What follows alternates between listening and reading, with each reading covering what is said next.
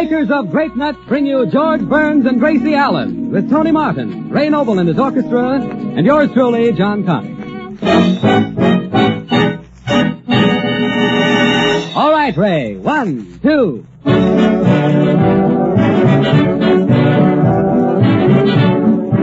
The vital food energy everyone must have to carry through till noontime feeling swell. Why, an average serving of Grape Nuts, that's 2 tablespoonfuls with whole milk or cream and fruit, contains more varied nourishment than many a hearty meal. And so remember that in the case of children who aren't hungry in the morning, or adults who prefer a light breakfast, Grape Nuts make even a light breakfast a safe breakfast. A breakfast that's packed with food energy. So start off the day right with Grape Nuts. Your grocer has them in the yellow and blue pack.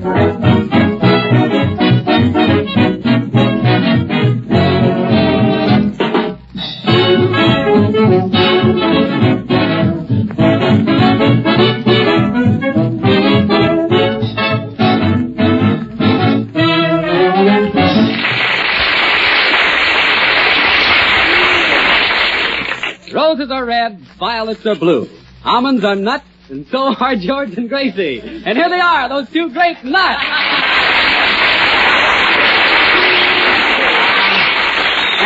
Thank you.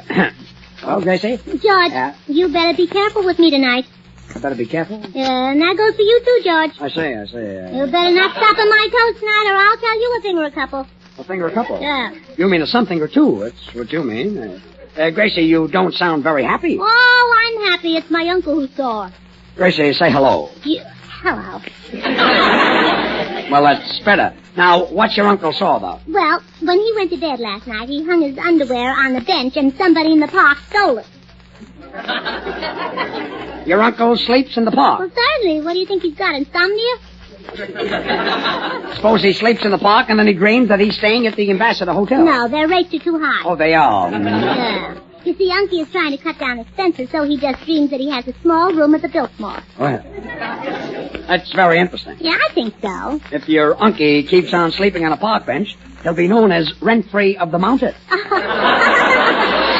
very funny, George. That's my own stuff. Oh, dear. I think you've got a great future in humor. You mean humor, comedy? No, Yuma, Arizona. Quiet. George, old boy. Yes, sir, Ray. Well, I say, didn't you notice anything? No. Well, how do you like this suit I'm wearing? Oh, it's beautiful. Is it new? No, it's 6 years old. 6 years old? Yes, this is the first time I've worn it. Well, why didn't you wear it when you first bought it? Well, I was very stout in those days, you see. And then when I went for a fitting, I couldn't get it on. Ray, if you get any thinner, you'll look like an umbrella standing in the corner. Yeah, and if Ray had a corner, he could open a cigar store. I know. If he had my uncle, he could open a safe. Oh, quiet with your uncle. Your uncle is silly. It's a silly uncle. Would you believe it, George? I lost 10 pounds since I bought this dress. What did you do, diet? Yeah, it's always in this color. Well, I'm glad to hear that. George, I'm still at the microphone. So what?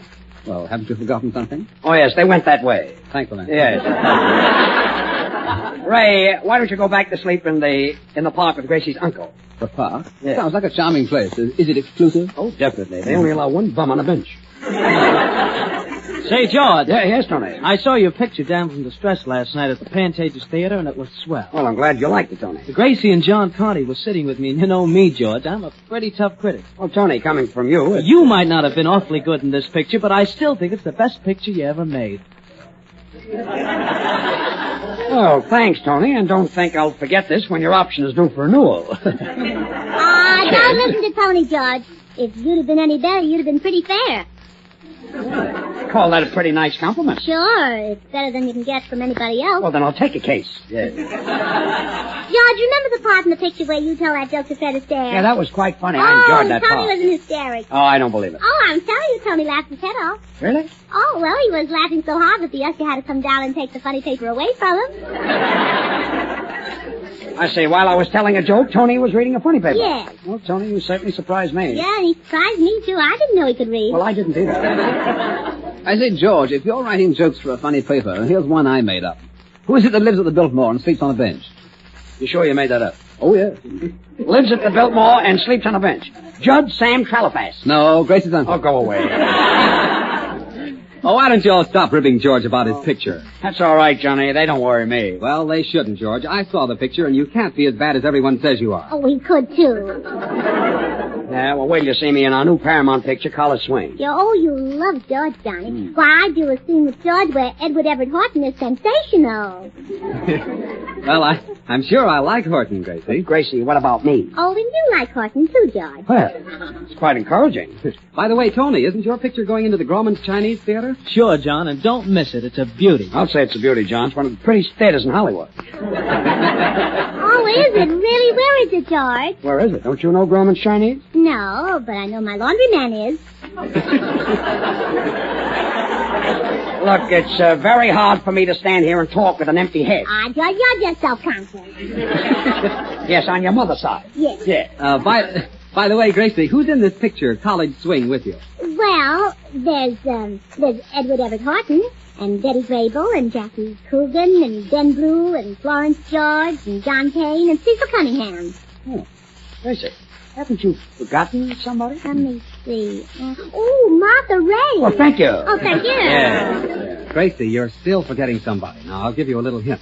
He's medium build, and he's quite good looking. Well, sort of pretty, but...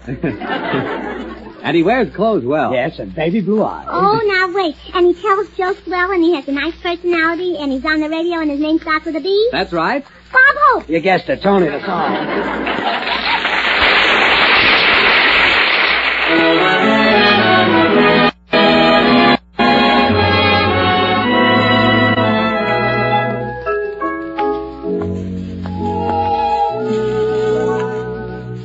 I can see you and I as we were in days gone by, when the mighty organ played, oh, promise me.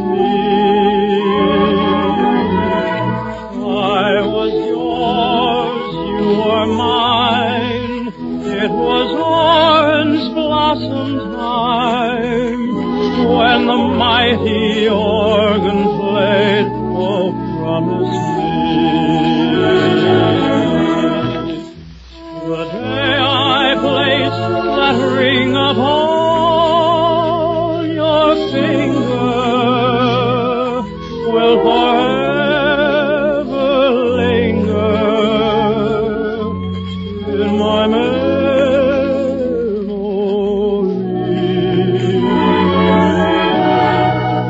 Though the years roll away, you're as sweet as yesterday, when the mighty organ played, oh, promise me.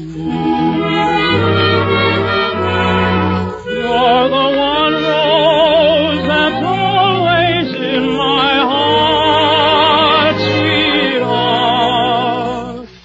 You're as sweet as the red rose in June, dear. I love you, adore you, I do.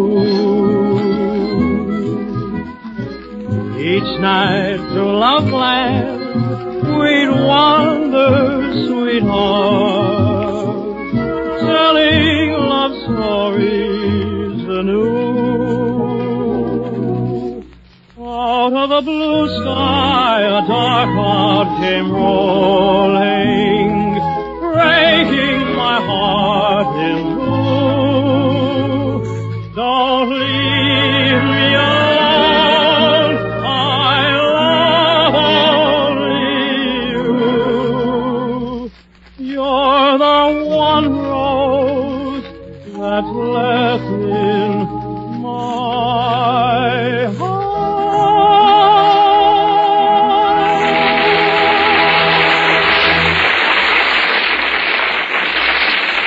That was Tony Martin, 20th Century Fox star singing When the Organ Played, Oh, Promise Me, and the One Rose.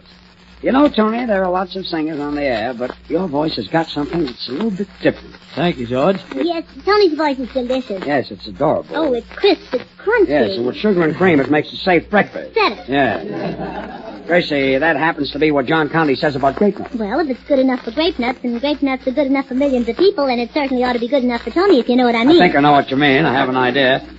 Gracie, did you have to study nights to become an imbecile? No, I was smarter than the rest of the kids. I didn't have to study. You must have been a pretty bright imbecile. I was. When I went to school, I studied art and sewing. Art and Yes. sewing. And did you learn anything about art? Yes, I found out he was married, so I gave him up. You did? Mm-hmm. And what about sewing? I'm sewing him now for breach of promise.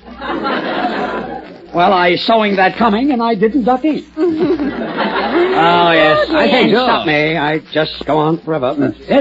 George, old boy. Yes, Ray. How do you like my tie? I know. It's brand new, and you got it 4 years ago. Oh, no. I got it from Mrs. Noble for Christmas. Well, it's very pretty, Ray. It can also be used as an umbrella cover. Oh, go away. Go play with your ball. It took me about 3 hours to put it on this morning. You see, I forgot to take the umbrella out. Makes it awkward. Ray, this talk of yours is driving me silly. Yeah, me too. George, let's talk about my sister. I'm not interested in your sister. Neither is Mr. Phillips. Oh, Mr. Phillips? Yeah.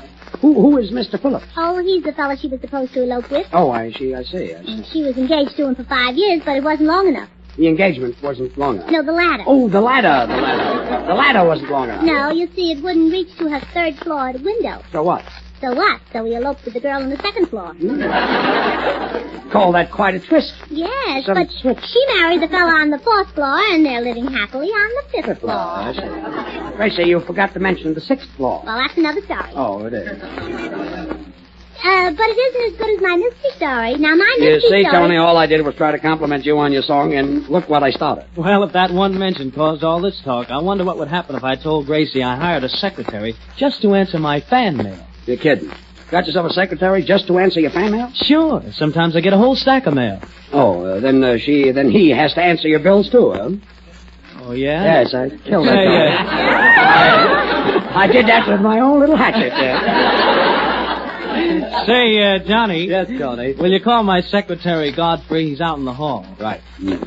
Oh, Godfrey. Wise guy, eh? I'll prove to you I get about 500 fan letters a week. This way, Godfrey. Tony, here's your secretary. Yes, sir? Godfrey, this is Mr. Burns, Miss Allen, Mr. Noble, and Mr. Conte. All right, Mr. Martin. I'll read it back to you. Mr. Burns, Miss Allen, Mr. Noble, Mr. Conte, gentlemen. Continue, Mr. Martin. Oh, well, this is going to be fine. No, good. Godfrey. I just brought you in to prove something. How many fan letters did I get today? Just a postcard from Alice Faye, sir.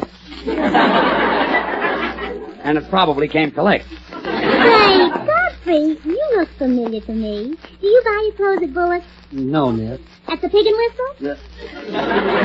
Pig and Whistle? Yes. Gracie, you don't buy clothes at the Pig and Whistle. That's a restaurant. My brother got a coat there. Oh, quiet. So, Tony, your fan mail is a postcard from your wife, huh? Oh, yeah?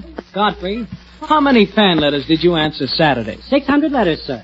600 fan letters. You see, Saturdays I work for Bing Crosby, sir. Oh, you do, huh? Godfrey, do you answer any fan mail for Clark Gable? Yes, Wednesday, Thursday, and Friday. Well, and how do you like my handwriting? Beautiful, miss. Oh, lovely. What do you do on Tuesdays and Saturdays, Sundays? I work for Robert Taylor and John Barrymore. Don't you get a day off? For sure, on Monday, when he answers Tony's fan mail. Yeah, that's the day I'll take off, too. Don't mind her, Tony. She doesn't know what time it is. Mr. Burns, maybe you'd like to buy her a watch. I can get you one 10% above wholesale. You also... You also sell watches? Yeah, I'm out to make $1. Oh, I can see that. Godfrey, you certainly look familiar. You don't buy your clothes at Bullock's, huh? Do you ride horseback? No, miss. Do you play tennis? No, miss. Do you dance? Yes, miss. Oh, good. Then let's dance. Oh, quiet. This whole thing is giving me a headache. Mr. Burns, would you like to buy some aspirin? Tony, what is this secretary of yours? At a department store? Why, George? I bet he sold you the suit you're wearing. I think, Godfrey, why don't you sell George the suit he's wearing? Why doesn't he sell me the suit I'm wearing? Yes, it will certainly fit better than the one you've got on, old chap. Look, Ray, will you go away and take Godfrey with you? Hold on, Godfrey. Now, George, you can't talk that way to Tony's secretary, and I think you ought to apologize to him. Oh, that's all right, Miss Allen. No hard feelings, Mr. Burns. You smoke? Why, yes, Godfrey. Good. Will you buy your cigars from me?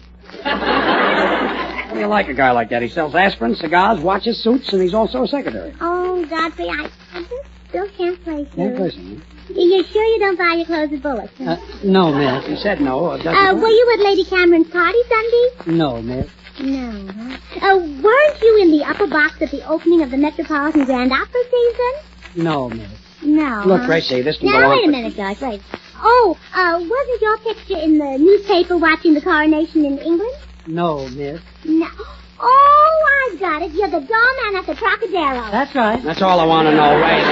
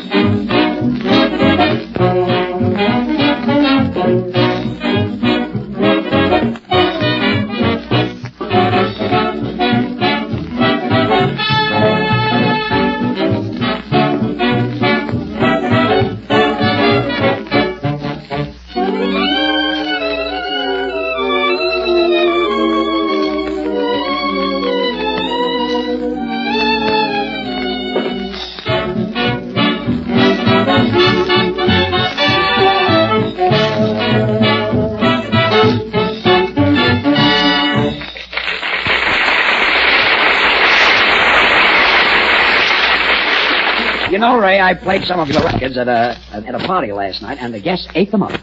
No, did they really, George? Are they cheaper than sandwiches? I wouldn't know, Ray. I never played a sandwich. Oh, you should try one sometime. I will. George, do you know what this conversation of yours and Ray's is doing to our listeners? No. What? Well, it's keeping them from hearing about my mystery. Oh, yeah. You're writing another mystery. Well, yes, it's a murder mystery, and it takes place in an expensive nightclub, and the title is Slay It With Music. Slay it with music. Yes, or Death Begins at $8.40. Well, it's a nice title. Do you want to hear about it? No. You don't want to hear about the mysterious murder that was committed in the nightclub right under the head waiter's nose? No, Gracie, I don't. You're not interested in knowing why the pearls were stolen and how the detectives had to eat 500 oysters before they found the pearls? No, Gracie, I'm not. Oh, well, then you wouldn't like to know how the busboy tracked down the murder by identifying the waiter's fingerprints in the soup. No, Gracie, I wouldn't. All right, then, listen. Oh, nuts. The play starts with a wealthy diner eating some ham and eggs in a nightclub. In other words, the scene is laid in a nightclub. Well, yes, but the eggs were laid in the hen house. Gracie, I don't want to hear any more about this mystery of yours. Well, I was coming to that, George. Johnny Conti. Yes, Gracie. Now, you play the part of the wealthy diner. The wealthy diner who's eating ham and eggs. Mm-hmm. But your feminine companion, an exotic, exciting, exquisite, exhilarating creature, is eating lobster. Why is this exotic, exciting, exquisite, exhilarating creature eating lobster? I don't like ham and eggs. I see what you mean. Gracie, do you have to tell me about this mystery play? Well, no, but I will. I say. Tony! I'm waiting, Gracie. What part do I play? Well, you play a suspicious-looking character in a checkered coat. A checkered coat? A checkered coat. Where will I get a checkered coat? In the check room. I suppose Tony finds a loud vest in the vestibule. Yeah, and a pair of pants in the back. In the back there. Well, all right, Tony, you're a suspicious character, and Johnny Conti is a wealthy diner. Oh, yes. And just as Johnny finishes his ham and eggs, somebody howls murder. And they find the orchestra leader dead. The orchestra leader is dead. Well, everybody thinks he's dead, but they discover that it's only Ray Noble. Well, that's a natural mistake, don't you think so? Yes, I think so. I do, too. George, old boy, Yeah. did I hear somebody say that I was dead? No, right. There's a mistake. The people just think you're dead. Well, I'm glad to hear that, old man, because if I'm dead, I ought to stop paying my life insurance.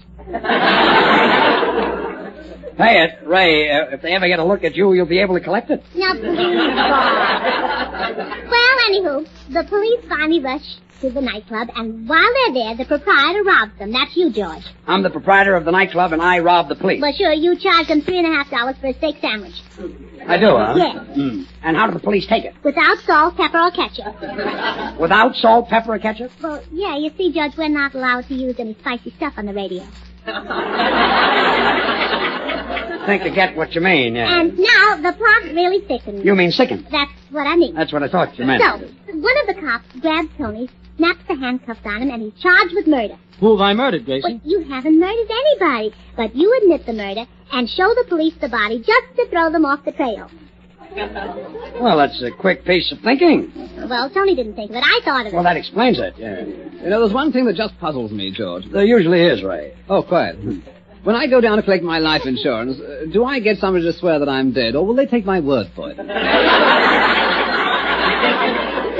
Well, if they doubt your word, Ray, just send them to me. Oh, it's awfully sweet of you. Oh, don't make Not so.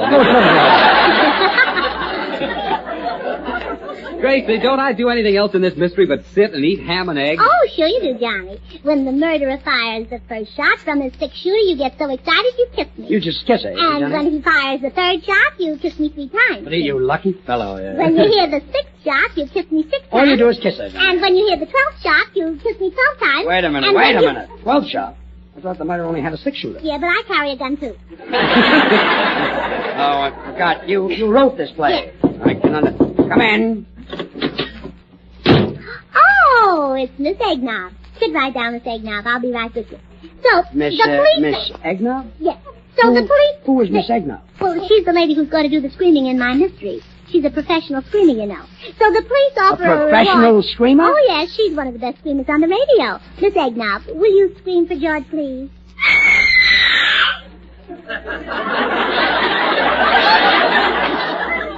How do you like it?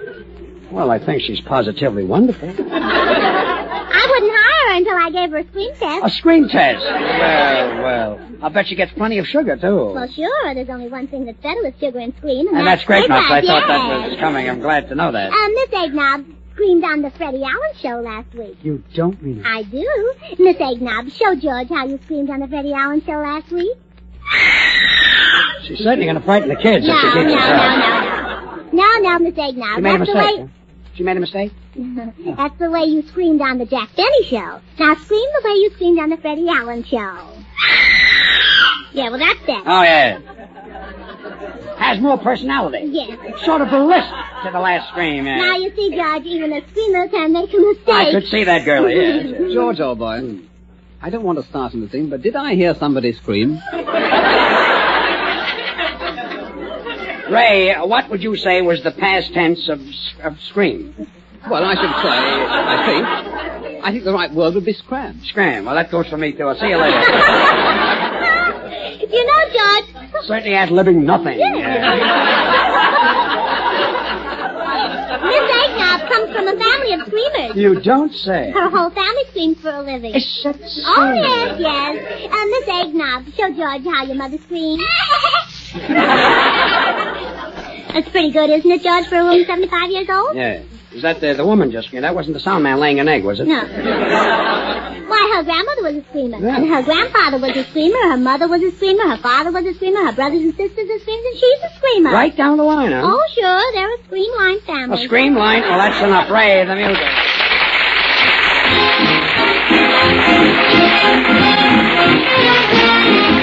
Gracie will now sing Bamir Bistu Shane. Sing it, Gracie. Of all the boys I've met, and I've known some, until I first met you, I was lonesome. And when you came in sight, dear, my heart grew light, and this old world seemed new to me.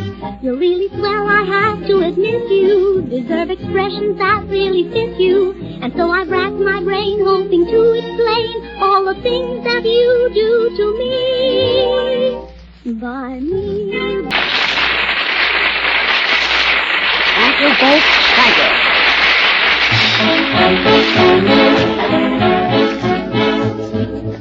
Now let's hear from the man in charge of the minutes for this meeting. You've all met him, John Conde.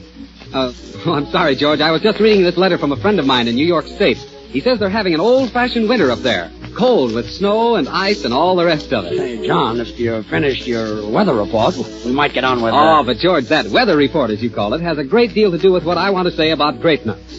Because, ladies and gentlemen, most of you listeners live in parts of the country where winters are cold. And in cold weather, you burn up more energy. So some people feel that they ought to eat a hot cereal on cold mornings, that there is some extra nourishment to be derived from a cereal simply because it's hot. Well, this is not true. The amount of nourishment you get from a cereal depends upon the grain from which it is made, and not upon the temperature at which it's served. Therefore, grape nuts, which are ready to serve and save you trouble, are just as good for you as any hot cereal of equal nourishment. And those crisp, crunchy, golden brown kernels taste so downright delicious, whether they start off your breakfast in Maine or sunny California, you'll always say they're great. So remember to ask your grocer tomorrow for grape nuts. Good night.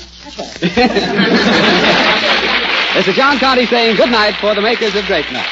Included on the program this evening were Buy Me a Biscuit Chain from the picture Love, Honor, and Behave, and Nice Work If You Can Get It from Damsel in Distress. This is the National Broadcasting Company.